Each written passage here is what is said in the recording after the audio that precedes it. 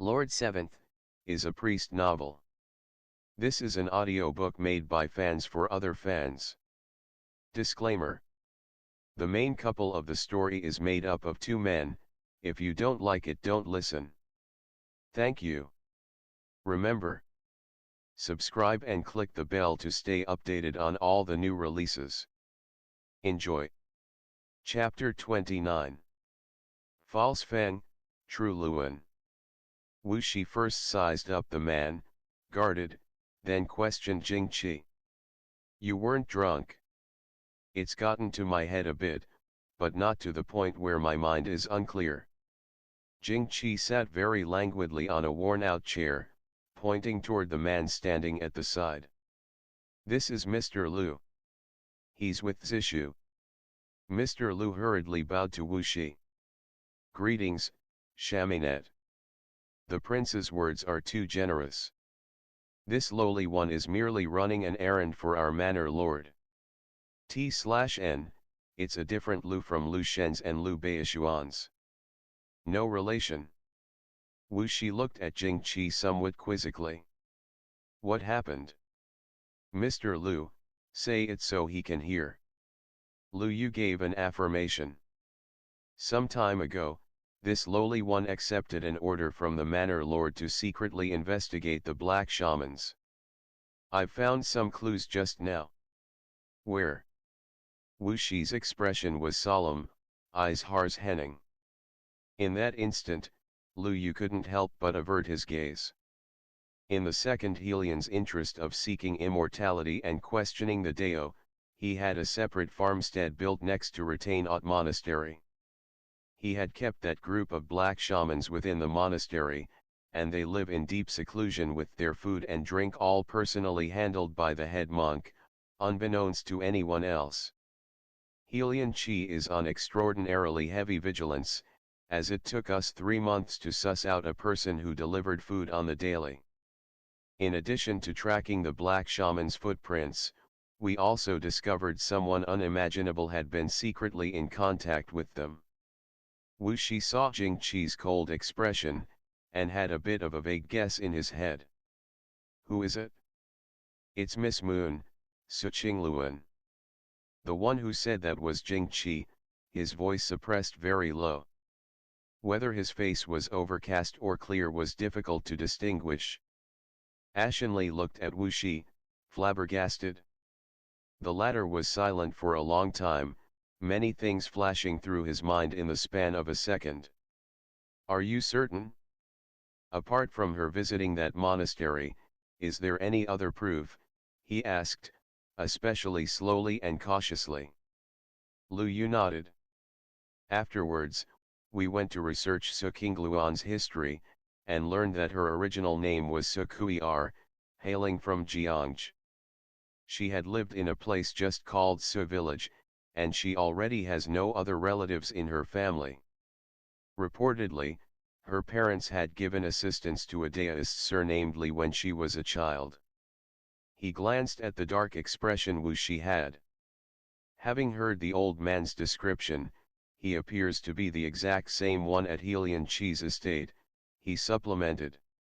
Wuxia, you know the black shamans better than I do, Jing Qi picked up. Those people have been neatly stored away by Helian Qi for the greater part of a year, with absolutely nothing they can do but live life like they're under house arrest. How could they be resigned to that? Indeed, Lu Yu said. If it wasn't for the rising conflict between the black shaman leader and head monk, our people would have very likely still been unable to determine that they were kept in the monastery right now. Wuxia nodded slowly. Something very special was going on tonight, and a lot of people came out to watch the spectacle, so the gold scepters couldn't do anything, right? Jing Qi nodded back. Well aware of why Jing Qi had used the chaos to come out here, Wuxia turned to Ashenly. Go back now. Gather together the warriors, then come here to wait for me. Ashenly stared wide-eyed. Who would be here to protect you then, Chaminette? Wuxia slanted a look at him in displeasure. Right. "You're very strong, Chaminette," Ashenly quickly said, but. He but for a half the day until he eventually thought up a justification. "But if you go up in a bit and say I'm not around, wouldn't that arouse suspicion?" Lu Yu smiled. "No worries about that."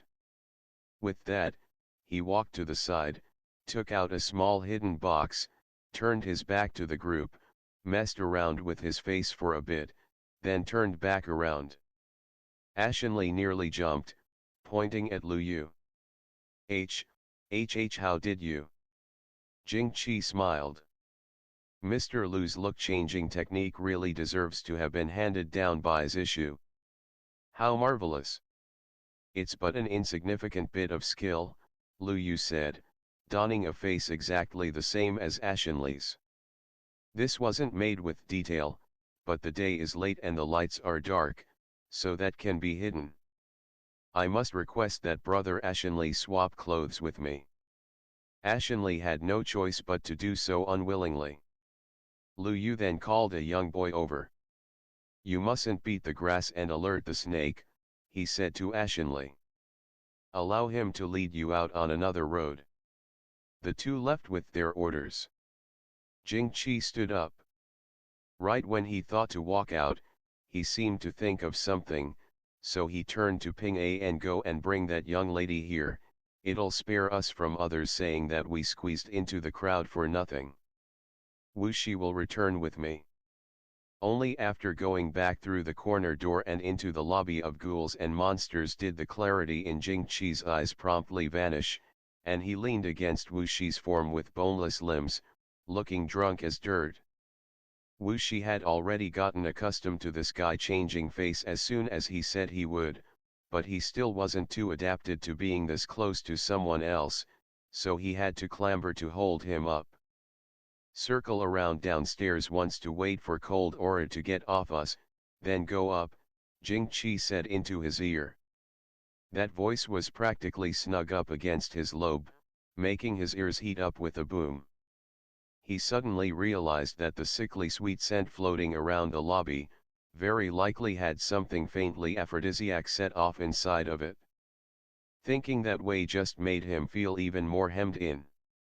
The body in his arms was quite unusual, unlike anyone's he had ever touched before.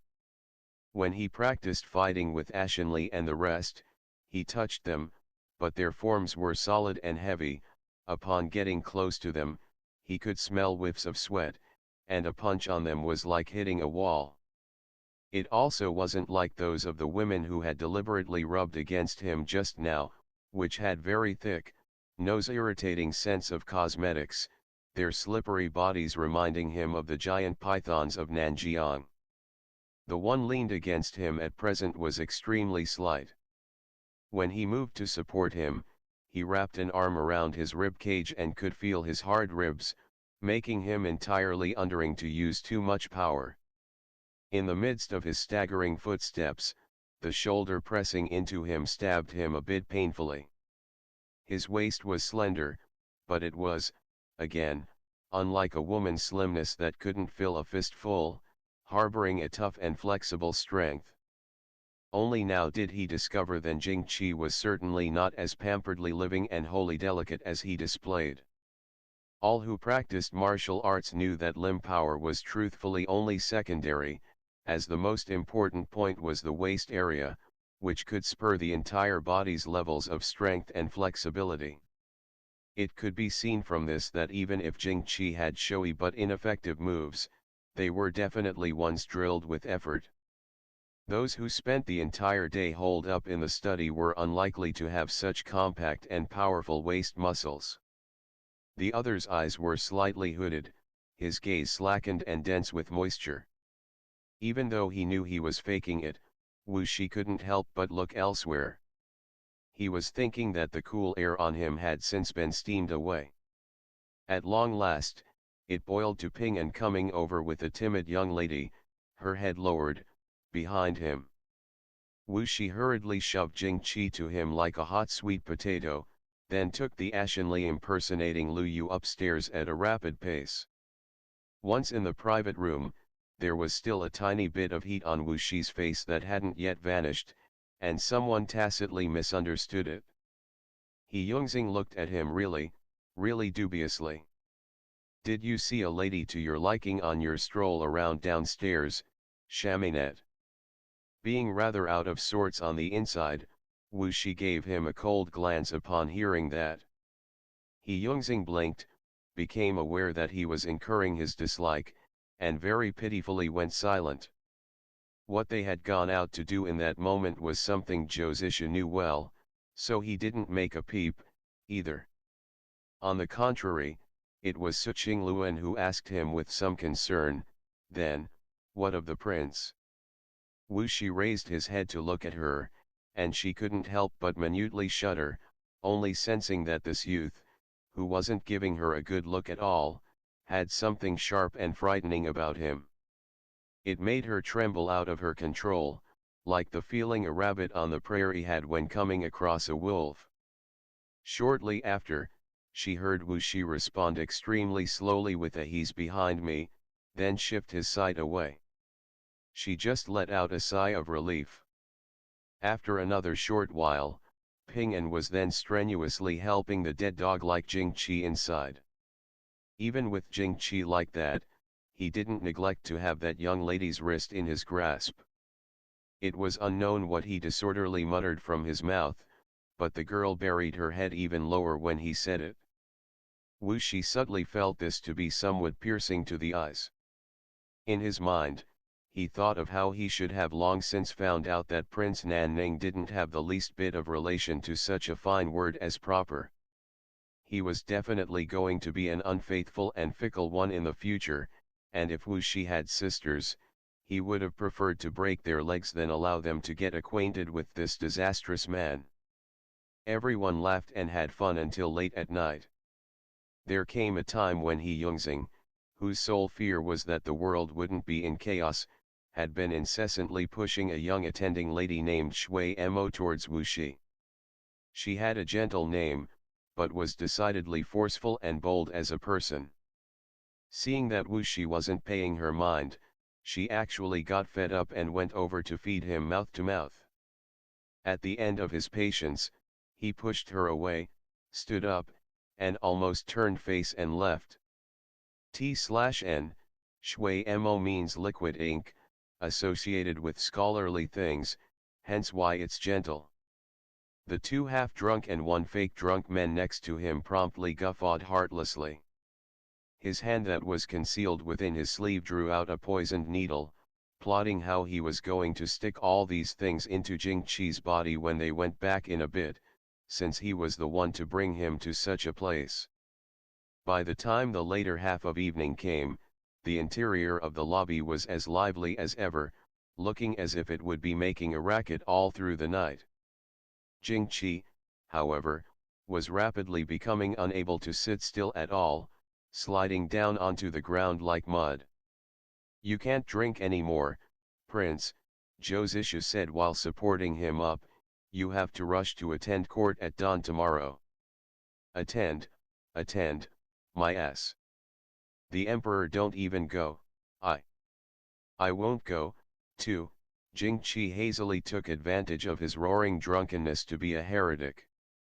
Even Wuxi couldn't figure out whether it was real or fake. He had that period of lucidity, but what if the strength of the wine had gone to his head? Moreover, he had only just sat down, but had poured a lot of the stuff down. If he wasn't drunk, when would Prince Nanning ever say such inappropriate words out loud?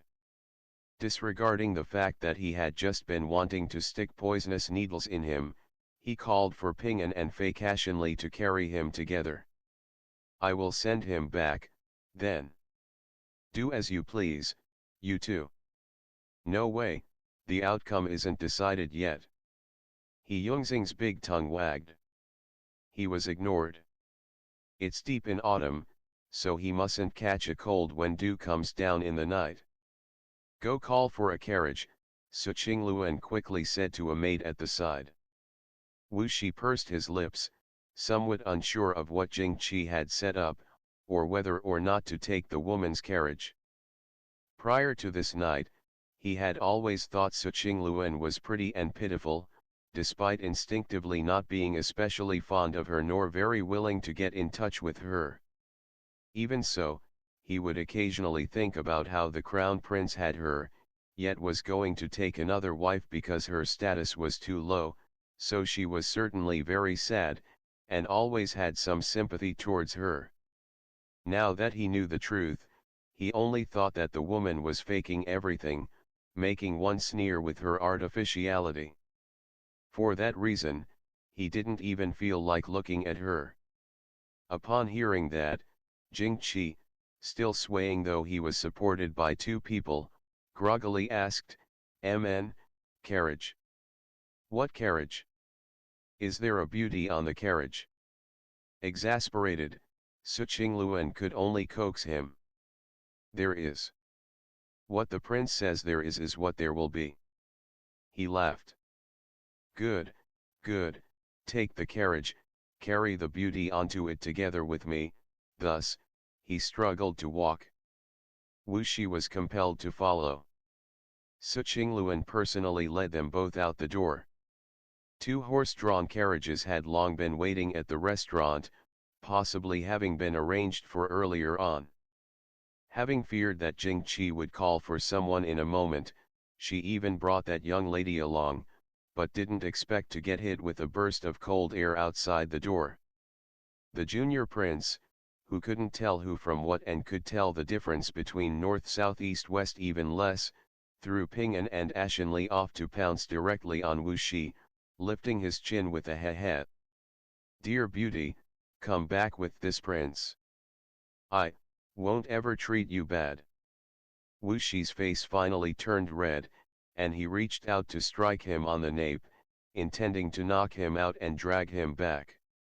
Thankfully, a group of people put a stop to that, and Jing was nonetheless tugging at the corner of the other's robe, not letting go for the life of him. Helpless, Ch29 could only tell the young lady to stay behind and allow him to drag Wuxia onto the carriage with him. End of the chapter. Stay tuned for more BL.